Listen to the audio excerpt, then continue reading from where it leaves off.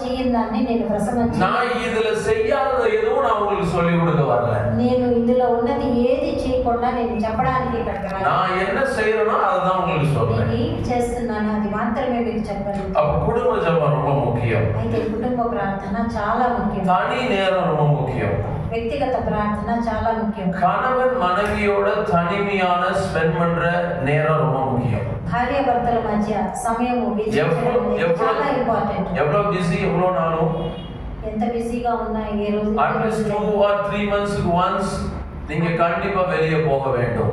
2-3 నెలలకు ఒకసారి మీ కుటుంబంతో మీరు బయటికి వెళ్ళవలసింది. பாஸ்டர் நாங்கலாம் போறோம். எங்க தெரியுமா என் கனவுல மட்டும் போயிட்டு இருக்கறேன் அப்படிங்களா? మేము మాత్రం చెప్తుంటాం కళ్ళలో మాత్రమే అన్నీ జరుగుతూ ఉంటాయి వెళ్తూ ఉంటామని అని అంటున్నారా? இந்த வருஷத்துல நான் ரொம்ப என் குடும்பத்தோட நேரம் ஸ்பெண்ட் பண்றது இல்ல.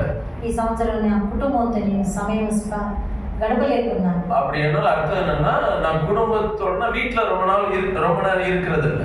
దానికి అర్థం ఏంటంటే ఇంట్లో నేను ఎక్కువ సమయం గడపట్లేదు. போன வாரத்துக்கு முந்தின வாரம் 10 நாள் ஸ்ரீலங்கா போயாச்சு. పోయిన వారానికి ముందు వారం 10 రోజులు శ్రీలంక వెళ్ళిపోయాను. ஒரு வாரம் கேப்ல இப்ப இங்க வந்தாச்சு. ఒక వారం గ్యాప్లో మళ్ళీ ఇక్కడికి వచ్చాను. இனி அடுத்த வாரமும் நான் வெளியூர் ஒரு மீட்டிங் இருக்கு திண்டுக்கல்ங்கிற ஒரு இடத்துல. వచ్చే వారం కూడా దిండుగల్ అనే ప్రాంతంలో నేను వాక్యం చెప్పడానికి వెళ్ళనే ఉన్నా. அடுத்த மாதம் மலேசியா. నెక్స్ట్ మంత్ మలేషియా వెళ్ళనే. நான் இப்படி ரொம்ப வெளியூர்கள் டிராவல் ஊழியம் செய்யும்போது నేను ఇలా బయటికి తిరగడము ஏன் மனைவியோட జరుగుతున్నప్పుడు ஏன் மனைவியோட భార్యతో కూడా ஏன் பிள்ளைகளோட పిల్లలతో కూడా நேரம் ஸ்பெண்ட் பண்றது ரொம்ப கம்மியாயிடும். సమయం స్పెండ్ చేయడం చాలా తక్కువగా ఉంది. நான் என்ன செய்வேன்னா என்னைக்கு நான் ஃப்ரீயா வாரேன் அப்படின்னோ அந்த நாள்ல பிள்ளைகளுக்கு லீவ் போட்டாது எல்லாரும் ஃபேமிலியா வெளியே. నేను ఏం చేస్తానంటే నాకు సమయం ఉన్నప్పుడు పిల్లల్ని కూడా లీవ్ వేసుకోమని నా కుటుంబంతో నేను సమయం గడుపుతాను. இன்னைக்கு நிறைய பேர் பண்ற பிரச்சனை நான் கூட்டு போறோம் நாங்க போதான் செய்யறோம் பாஸ்டர் அப்படின்னீங்க. చాలా మంది మీరు అంటారు మేము కూడా మా భార్య బిడ్డలను తీసుకెళ్తామని మీరు చెప్తారు. போய் என்ன செய்றீங்க? ఏం చేస్తున్నారు పోయి? நான் சொன்னேன் ஏற்கனவே ஆளுக்கு ஒரு ஃபோன் இருக்குன்னு அந்த ஃபோன்லயே நேரத்தை வளர்த்துறேன். మీ చేతిలో అందరికి ఒక్కొక్క ఫోన్ ఉంది కాబట్టి బయటికి వెళ్ళినా మీ ఫోన్లతోనే మీరు సమయం స్పెండ్ చేస్తారు. அது இருக்கவே கூடாது. అలా కాదు. அன்னைக்கு ஃபுல்லா உங்க ஃபேமிலியோட டைம் ஸ்பெண்ட் பண்ணணும். ఆ దినం అంతా కూడా మీ ఫ్యామిలీతోనే సమయం గడపాలి. இன்னைக்கு நிறைய பிள்ளைகளே அதை ரொம்ப மிஸ் பண்றாங்க. చాలా మంది పిల్లలు అలాంటి సమయాలను మిస్ అవుతున్నారు. இன்னைக்கு நிறைய பிள்ளைகள் மத்த அன்பை தேடி போகிறதுக்கு காரணம் என்னவென்றால் பெற்றோர். వేరే లోక ప్రేమను వెతుక్కుంటా పిల్లలు వెళ్ళడానికి కారణం ఏంటంటే పేరెంట్స్. எத்தனை பேர் அக்செப்ட் பண்றீங்க?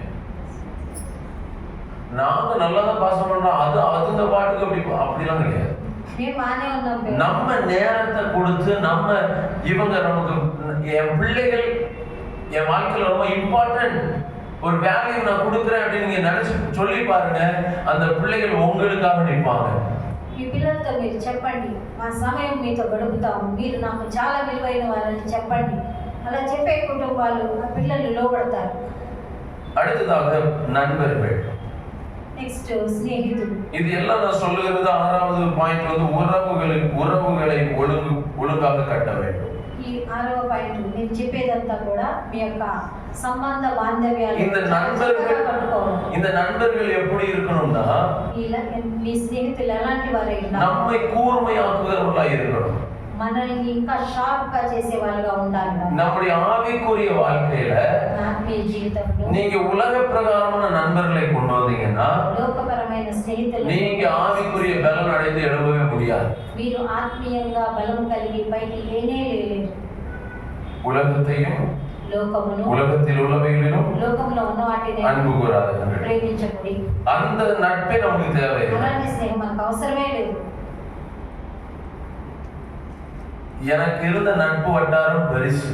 నాకున్న ఫ్రెండ్షిప్ ఆ యొక్క అవి మొత్తం చాలా పెద్దది. எனக்காக எதையும் செய்யக்கூடிய நண்பர்கள் இருந்தார்கள். నా కోసం ఏమైనా చేయగలిగిన ఫ్రెండ్స్ నాకున్నారు.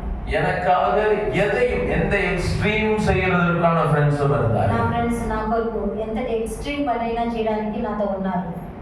ஆனால் நான் எப்போ ரட்சிக்கப்பட்டு என்னை ஊழியத்துக்கு ஒப்பு கொடுத்தனோ అయితే నేను ఎప్పుడు రక్షించబడి సేవకు నన్ను నేను అప్పగించుకున్నాను. நான் முதல்ல செய்த காரியம் அந்த சர்க்கிள்ல இருந்து நான் என்னை விலக்கினேன். మొట్టమొదటిగా నేను చేసిన కార్యం ఆ సర్కిల్ లో నుంచి నన్ను నేను దూరపరచుకున్నాను. இன்னைக்கு நிறைய ட்ரிக் பிசாசு அடிப்பான் தெரியுமா?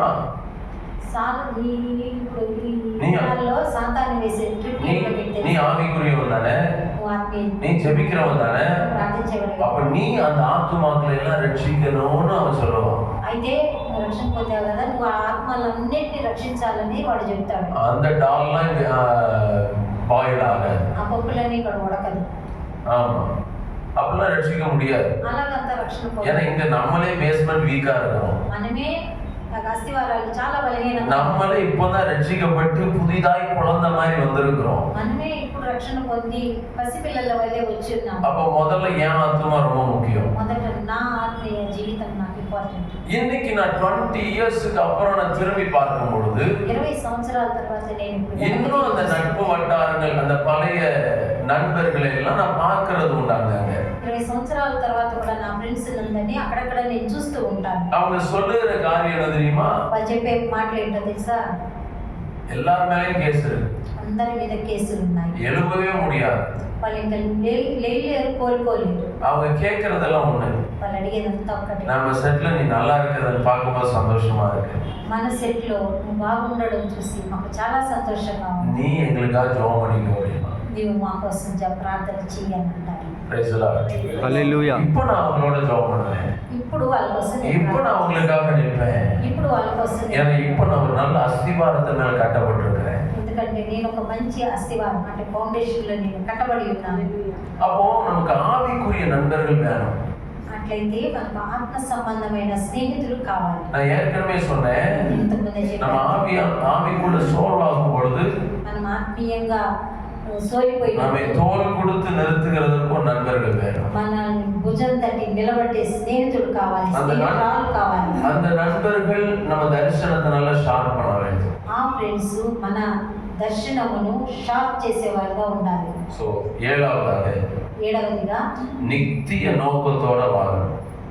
పర సంబంధమైన ఆలోచన కలిగిన వారమై జీవించాలి. நித்திய நோக்கத்துக்காக வாழணும். పర సంబంధమైన ఉద్దేశాల కోసం మనం బ్రతకాలి. லிவ் வித் எட்டர்னல் கோல். ஏழாவது நமக்கு ஒரு கோல் வைக்க வேண்டும். ఏడవది మనకు ఒక దర్శనం, நமக்கு ஒரு கோல்னா லக்கு గురి வைக்க வேண்டும். గురి కలిగి ఉండాలి. அந்த லக்கு தேவ ராஜ்யமா இருக்க வேண்டும். ఆ గురి దేవుని రాజ్యమై ఉండాలి. 2 பேதுரு 3வது அதிகாரம் 11வது வசனத்திலே நாம் வாசிக்கிறோம். 2వ పేతురు 3వ అధ్యాయము 11వ వచ్చి 11 3:11. 2వ పేతురు இதெல்லாம் அழிந்து போகும். 11వ వచనంలో இதெல்லாம் அழிந்து போகும். ఇవంతా కాలిపోతుంది. அதனால நீங்கள் எப்படிப்பட்ட பரிசுத்த நடக்கையும் தேவ பக்தியும் உள்ளவர்களாக இருக்க வேண்டும் என்று அந்த இடத்துல இருக்கிறது. ఇవన్నీ లైవ్ అయిపోతాయి, కానీ మీరు ఎలాంటి పరిశుద్ధ జీవితము ఆత్మీయ జీవితం కలిగి ఉండాలని వాక్యం ఇలా సెలవిస్తుంది. ஒழுக்கமான வாழ்க்கை என்பது பிஸியாக இருப்பதல்ல. నీతి కలిగి లేకపోతే యథార్థమైన జీవితం కలిగి ఉండడం బిజీతో కూడిన జీవితం కానే కాదు. திரும்பியும் சொல்றேன், ஒழுக்கமான வாழ்க்கை என்பது பிஸியாக இருப்பதல்ல. నీతి కలిగి జీవించడం, యథార్థ కలిగి జీవించడం అనేది బిజీగా ఉండే లైఫ్ కానే కాదు. தேவனுக்கு பலன் தருவது, దేవుని బలం, దేవుని కొరకు ఫలించుట. Praise the Lord. A systematic life is not about being busy. It's about being fruitful for God. దేవుని కొరకు ఫలించే జీవితమై ఉండాలి. Praise the Lord. நான் செமினார்ங்கிறதுனால தமிழ்ல இங்கிலீஷ்லயும் அப்படியே டிரான்ஸ்லேட் பண்ணி வச்சிருந்தேன். ఇది సెమినార్ కాబట్టి తమిళ్లో తెలుగులో నేను అలాగా ரெடி చేసి పెట్టుకున్నాను. ஸோ அதனால இதுல வந்து நம்ம முதல்ல மாத ஆய்வு நமக்கு ரொம்ப முக்கியம். மந்த்லி ஒரு ரிவ்யூ ரொம்ப முக்கியம். ప్రతి నెల ఒక మన జీవిత విధానంలో ఒక రివ్యూ అనేది చాలా రివ్యూ చూసుకోవాలి. ఏ రివ్యూ? அங்க போனேன் இங்க போனேன் அந்த இதை பேசுறேன் அது கிடையாது. అక్కడికి వెళ్ళాను, ఇక్కడికి వెళ్ళాను, వాళ్ళతో మాట్లాడాను, ఇక్కడికి వెళ్ళాను, ఇది చేశాను అనేది కాదు. இந்த மாதம் நான் கிறிஸ்துவுக்குள்ள எவ்வளவு வளர்ந்திருக்கிறேன், ఈ నెల నేను ఆత్మీయంగా దేవుని కొరకు ఎంత ఎదిగి ఉన్నాను, இந்த மாதம் நான் கிறிஸ்துவுக்கு என்ன செய்திருக்கிறேன், ఈ నెల నేను దేవుని కొరకు ఏం చేసి ఉన్నాను, இந்த மாதம் எத்தனை பேருக்கு நான் சாட்சியா நின்றுக்கிறேன், ఈ నెల నేను ఎంత మందికి సాక్షిగా ఉన్నాను. இது நம்ம ஸ்பிரிச்சுவல் ரிவ்யூ ரொம்ப முக்கியம். ఇది మన ఆత్మీయ పరిశీలన అనేది చాలా important. Praise lord. Hallelujah. Hallelujah. రెండవది இல்லைன்னு சொல்லணும். రెండవది లేదు అని చెప్పవలెను. Praise the Lord. ஏன் அப்படின்னா நல்லது எல்லாம் தேவனுடையது அல்ல. ఎందుకంటే మంచివన్నీ దేవునివి కాదు. நல்லது எல்லாம் தேவனுடையது அல்ல. మంచివన్నీ దేవునిది కాదు. எப்பவுமே உங்களுக்கு ஒரு ஆசீர்வாதம் வரும்போது ரெண்டு ஆசீர்வாதம் வந்து நிற்கும். ఎప్పుడైనా సరే మీకు ఆశీర్వాదం మీ దగ్గరకు వచ్చినప్పుడు అవి రెండుగా మీ ముందు వచ్చి నిలబడతాయి. பிசாசு உங்களை டெம்ப்ட் பண்ணுவான். సాతాను వాడు శోధిస్తాడు. ரெண்டுமே நல்லதுதான். రెండు మంచిదే. இப்ப படிப்பு எடுத்துக்கிட்டாலும் சரி, வேலை எடுத்துக்கிட்டாலும் சரி, ரெண்டு வேலை வந்து நிற்கும். இல்ல ரெண்டு படிப்பு ரெண்டு இடத்துல உங்களுக்கு அப்பாயின்மெண்ட் வந்து நிற்கும். చదువు అయినా లేకపోతే ఉద్యోగం అయినా రెండు దగ్గర నుంచి వస్తుంది. ஆனால் అపాయింట్మెంట్స్ వస్తుంది. நம்ம சூஸ் பண்றது ரொம்ப முக்கியமானது. అయితే మనం ఎంపిక చేసుకునేది చాలా ఇంపార్టెంట్. அது ஸ்பிரிட்ல நம்ம சூஸ் பண்ணணும். అది మనం స్పిరిట్ లో మాత్రమే చూస్ చేసుకోవాలి. அந்த ஆவியில நம்ம தெரிந்தெடுத்தால் தான் தேவ நடத்துதல் அங்க இருக்கும். ఆత్మలో మనం కనుకుంటేనే దేవుని నడిపింపును మనం చూస్తాం. Praise the Lord. நம்ம எல்லாரும் ஒரு நோக்கத்தோட மூவ் பண்ணிட்டு இருக்கோம். మనం అందరం కూడా ఒక ఉద్దేశపూర్వకంగా నడిపింపబడుతున్నాము. ஆண்டவருடைய வருகை மிகவும் சமீபம். దేవుని యొక్క రాకడ బహు సమీపంగా ఉంది. நம்ம எல்லாரும் அதுக்கு தான் ஆயத்தமாயிட்டு இருக்கோம். మనం అందరము దాని కొరకు సిద్ధపడుచున్నాము. ஆண்டவர் வருவாரா வரமாட்டாரா? దేవుడు వస్తాడా రాడా? வருவாரா வரமாட்டாரா? వస్తాడా రాడా? వస్తాడు. He is coming soon. He is coming soon. He is coming soon. என் grandfatherல இருந்து நான் கேட்டுட்டு இருக்கேன். ఆయన వస్తున్నాడు, ఆయన త్వరగా వస్తున్నాడు అని మా తాత ముత్తాతల నుంచి நான் థర్డ్ జనరేషన్ లో నిన్నట్టు நான் சொல்றேன் Jesus is coming soon. నేను మూడవ జనరేషన్ లో ఉండి యేసుక్రీస్తు వచ్చుచున్నాడని నేను కూడా చెప్తున్నాను. But still வரல. అయితే ఆయన ఇంకా రాలేదు. ஓகேவா? ஆனா நான் சொல்றேன், అయితే నేను చెప్తున్నా, இத்தனை ஆண்டுகளாக எத்தனையோ பேர் நம்முடைய முன்னார்கள் முற்பிதாக்கள்லாம் இயேசு வர்றான்னு சொன்னாங்க. ఇన్ని సంవత్సరాలు మన పితరుల యొక్క పితరులు యేసు వస్తున్నాడని ஆனா தேவன் இதுவரைக்கும் வரவில்லை. అయితే దేవుని ఇంతవరకు రాలేదు. இப்பொழுது நானும் சொல்றேன், நீங்களும் சொல்றீங்க இயேசு வரப்போகிறான்னு. నేను చెప్తున్నా, మీరు చెప్తున్నారు యేసు ప్రభు రాబోతున్నారని. நான் சொல்றேன் நம்பிக்கையோட கண்டிப்பா வருவார். నేను నమ్మకంతో చెప్తున్నాను, ఆయన ఖచ్చితంగా రాబోతున్నాడు. அவங்க சொன்னதுக்கு நான் சொல்றதுக்கு என்ன வித்தியாசம் தெரியுமா? వాళ్ళు చెప్పిన దానికి నేను చెప్పేదానికి ఏంటి ప్రత్యేకత అంటే, அவங்க சொல்லும் போதெல்லாம் ஒண்ணு நடக்கல. వాళ్ళు చెప్పినప్పుడు అంతా ఏమీ జరగలేదు. இப்ப நான் சொல்ற இந்த காலத்துல నేను చెప్తున్న ఈ కాలంలో இந்த வேதத்துல இருக்கிற எல்லா அடையாளங்களும் நடந்து கொண்டே இருக்கிறது. ఈ బైబిల్లో ఉన్న ప్రతి సూచన జరుగుతా వస్తుంది. எல்லா அடையாளங்களும், అన్ని సూచనలు. இயேசு வருகைக்கான அடையாளம் என்னன்னு சொல்லி சீஷர்கள் கேக்குறாங்க. அவர் இயேசு கிறிஸ்து சொன்ன அடையாளங்கள்.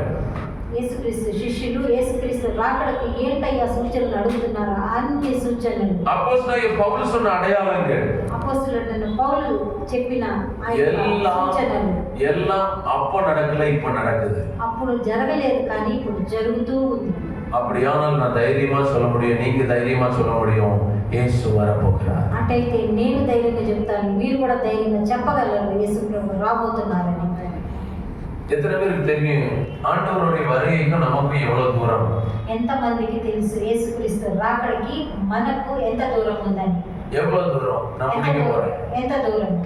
నేను ముగించబోతున్నాను మాస్టర్. இன்னைக்கு நீங்க நினைக்கலாம் ரொம்ப நேரம் எடுக்கிறாரு, ரொம்ப நேரம் பேசுறாருன்னு சொல்லி. మీరు అనుకుంటారు ఎక్కువసేపు మాట్లాడుతున్నారు, ఎక్కువ సమయం తీసుకుంటున్నారు. நான் டைமை ரொம்ப மேனேஜ் பண்ணுவேன். నేను టైం చాలా జాగ్రత్తగా మేనేజ్ చేస్తాను. எனக்கு ஆக்சுவலா இங்க இருந்து ஃபுல்லா பெயினா இருக்கு. నాకు గొంతంతా బాగా పెయిన్ గా ఉంది. எனக்கு பேக் ஃபுல்லா பெயினா இருக்கு. நின்னு பேசி எல்லாம் మాట్లాడి బ్యాక్ పెయిన్ కూడా ఉంది. நான் நினைச்ச சும்மா கடமைக்காக நான் பேசிட்டு உட்கார முடியும். నేను అనుకుంటే బాధ్యతగా నన్ను పిలిచారు కాబట్టి కొద్దిసేపు మాట్లాడి కూర్చోవచ్చు. எனக்கு அப்படிப்பட்ட டைம் தான் கிடைச்சது. నాకు అలాంటి టైమే దొరికింది. 10 நிமிஷம் 15 நிமிஷம் எனக்கு சேஃபான டைம். 10-15 నిమిషాలు నాకు సేఫ్ అయిన సమయం. ஆனா நின்னு நான் பேசினதுக்கு காரணம், నేను నిలబడి ఎందుకు మాట్లాడానంటే, நான் வந்தது வீணாய் போகக்கூடாது. నేను వచ్చింది వ్యర్థముగా పోకూడదు. எப்படியாவது ఎలాగైనా இந்த இடத்துல இருக்கிற, ఆయన ఇక్కడ ఉన్నాడు. இந்த இடத்துல இருக்கிற ఆయన ఇక్కడ ఉన్నాడు. அட்லீஸ்ட் ஒருத்தர், అట్లీస్ట్ ఒక్కరైనా, நான் இந்த பலவீனத்திலையும் நிற்கிறேன் என்றால், నేను ఈ బలహీనతలో నిలబడి ఉన్నానంటే, அட்லீஸ்ட் ஒரு ஆத்மாவாவது అట్లీస్ట్ ఒక్క ఆత్మ అయినా இந்த ஆராதனையில தொடரணும். ఈ Amen. ఆరాధనలో తాకబడవలెను. ஏதோ சிஸ்டமேட்டிக் லைஃப்ல பேசிட்டு போனேன்னு இருக்கக்கூடாது. ఏదో సిస్టమేటిక్ లైఫ్లో నేను వచ్చాను మాట్లాడాలని వెళ్ళాను అనేటట్టు ఉండకూడదు. அட்லீஸ்ட் ஒருத்தர் ஆகுது అట్లీస్ట్ ఒక్కరైనా அந்த சிஸ்டமேட்டிக் லைஃப்குள்ள வர்றதை நான் பார்க்கணும். ఆ సిస్టమేటిక్ లైఫ్లోకి ఒక్కరైనా రావడం அதை நான் கேட்கணும். అది నేను వినాలి. அதுதான் என்னுடைய ஆசீர்வாதம். అదే నా ఆశీర్వాదం. இவ்வளவு தூரம் டிராவல் பண்ணி வந்திருக்கிறோம். నేను ఇంత దూరము ట్రావెల్ చేసి వచ్చాను. நான் வர்றதுக்கு எவ்வளவு செலவுகளும் நடந்திருக்குது. నేను వచ్చినందుకు చాలా ఖర్చు కూడా అయింది. ஒன்னும் விருதாய் போகக்கூடாது. ఏది కూడా వ్యర్థము కాడానికి వీలు. கர்த்தர் நிச்சயமாய் பலன் தருவார். మన ప్రభు ఖచ్చితంగా మనకు బలం అనుగ్రహిస్తాడు. எவ்வளவு டிஸ்டன்ஸ்னு கேட்டேன். ఎంత దూరం అని అడిగాను. அவருடைய வருகைக்கும் நமக்கும் டிஸ்டன்ஸ் எவ்வளவுனா ఆయన రాకడకు మనకు ఎంత దూరం ఉంది, ఎంత సమయం ఉంది చెప్పండి. அவர் வாசற்படியில் நின்று கதவை தட்டி கொண்டிருக்கிறார். ఆయన తలుపు యొద్ద నిలబడి తలుపు తట్టుచున్నాడు. கதவை தட்டுகிறார். తలుపు తట్టుచున్నాడు. யார் திறக்கிறானோ அவருக்குள்ள பிரவேசிப்பார். ఎవరు తెరుస్తారో వారిలోకి ఆయన இப்ப చేస్తారు. அவர் வந்து கதவை தட்டுறானா கதவு எவ்வளவு 1 இன்ச் தான் கதவுடைய கனம் இடைவெளி. ఆయన మన దగ్గరకు వచ్చే సమయం ఎంతంటే அந்த తలుపు దగ్గరకు ఆయన వచ్చి తట్టడానికి వచ్చేసాడు. அந்த கேப்ல தான் இன்னைக்கு நீங்களும் நானும் இருக்கிறோம். ఆ గ్యాప్ లోనే మీరు నేను మనమందరం ఉన్నాము. அவர் சீக்கிரமாய் வரப்போகிறார். ఆయన త్వరగా రాబోతున్నాడు. தயவு செய்து இதுவரைக்கும் அலட்சியமா இருந்த மாதிரி வேண்டாம். దయచేసి ఇది వరలో అలక్ష్యంగా ఉన్నట్టు అలా ఉండద్దు. இதுவரைக்கும் மனம் போன போக்கிலெல்லாம் வாழ்ந்துட்டோம். ఇది వరలో మన ఇష్టానుసారంగా మనం జీవించేసాం. நமக்கு பிடிச்ச மாதிரிலாம் வாழ்ந்துட்டோம். మనకి ఇష్టం వచ్చినట్టు బ్రతికేసాము. அதுல என்ன கிடைச்சது?